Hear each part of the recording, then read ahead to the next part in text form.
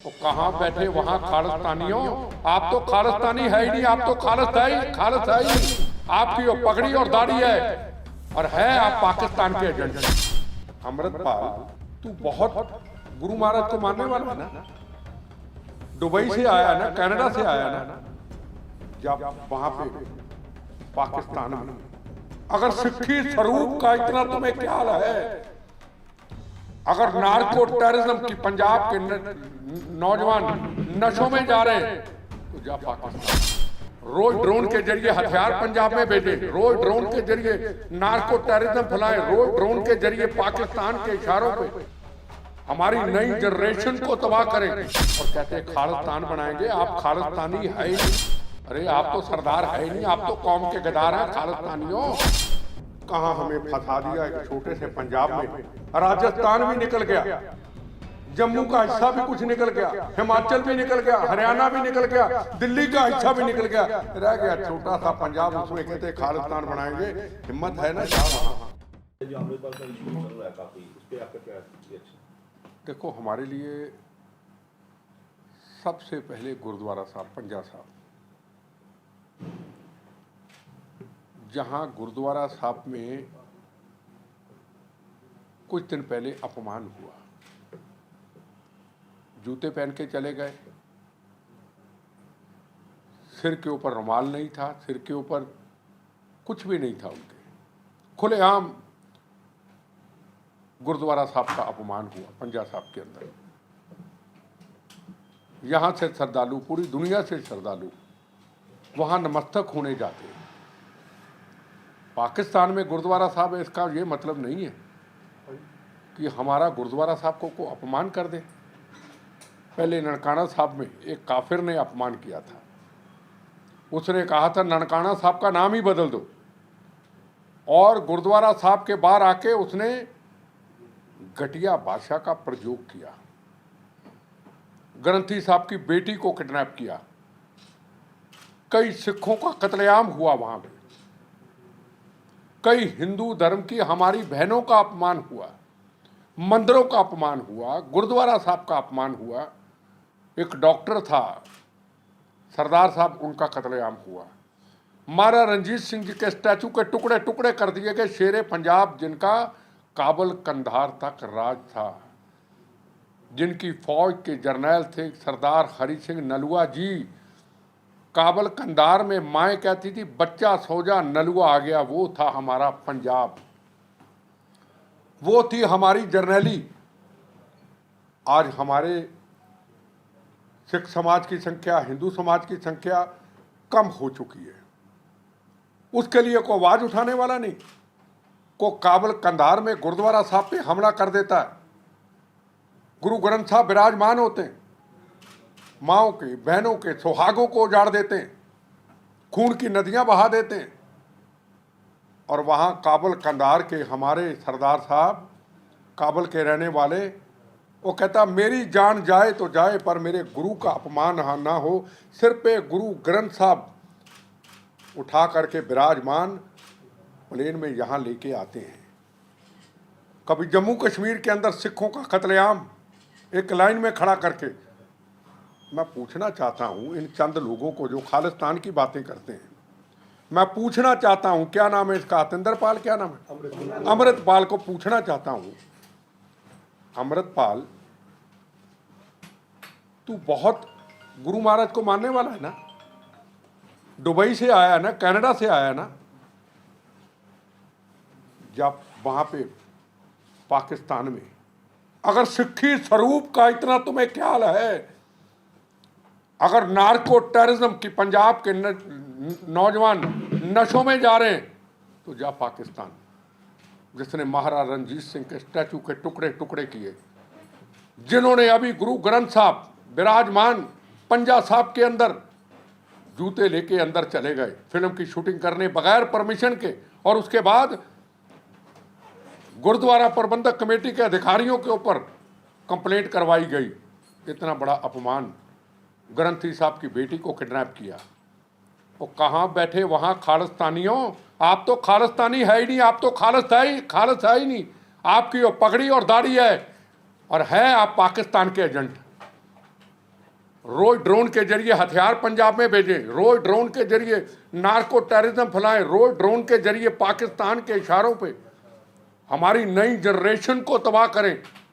करोड़ों की हेरोइन आए जो पूरी हिंदुस्तान की जनरेशन को तबाह करे और कहते हैं खालिस्तान बनाएंगे। आप खालिस्तानी है ही नहीं, खालिस है ही नहीं। अगर आपके मन के अंदर गुरु के प्रति थोड़ा सा भी प्यार होता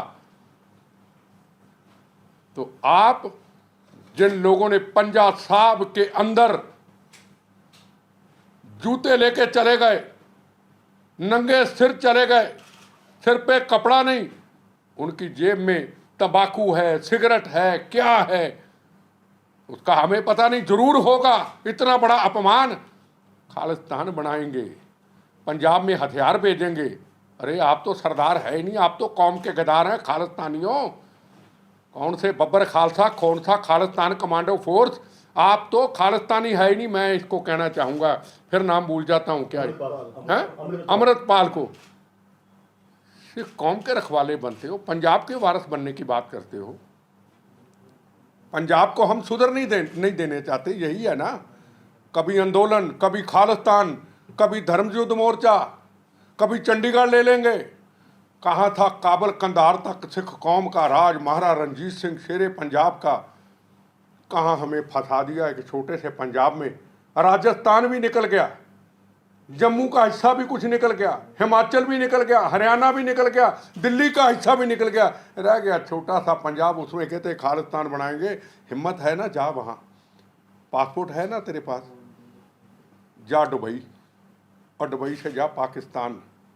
अगर शेर का बच्चा है ना, पक्का है ना कि मैं पंजाब का वारिस हूँ, मैं पंजाब की जवानी बचाना चाहता हूँ, जा पहले अपने गुरु का, कहता मैं गुरु का पक्का सिख हूँ, यही कहा तूने।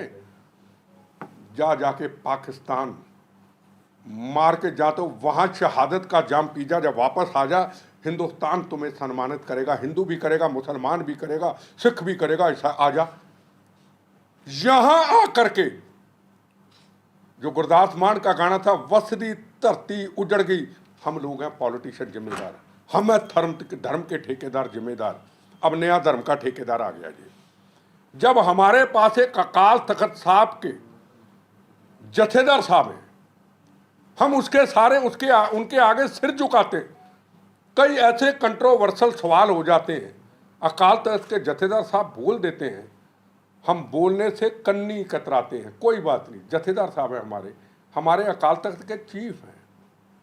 हमारी एक मर्यादा है सिख कौम की, हम हर किसी पॉलिटिशियन के खिलाफ बोल सकते हैं, पर अकाल तख्त के जथेदार साहब के बोलने के वक्त हमारी जबान भी कई बार थरथरा जाती है। नहीं, वो जथेदार साहब हैं ना। आप जथेदार साहब को माने, नए जथेदार रोज आ जाएं, नए आंदोलनकारी आ जाएं। इतना सा पंजाब, क्या 30 साल में हमने पंजाब के अंदर किया?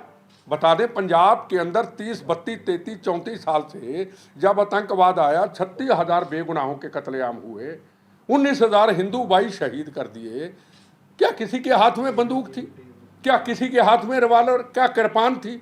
निहत्थे लोगों को मार दिया। लोग कहते कोई बात नहीं, पंजाब को तरक्की के रास्ते पे हम लेके जाते हैं।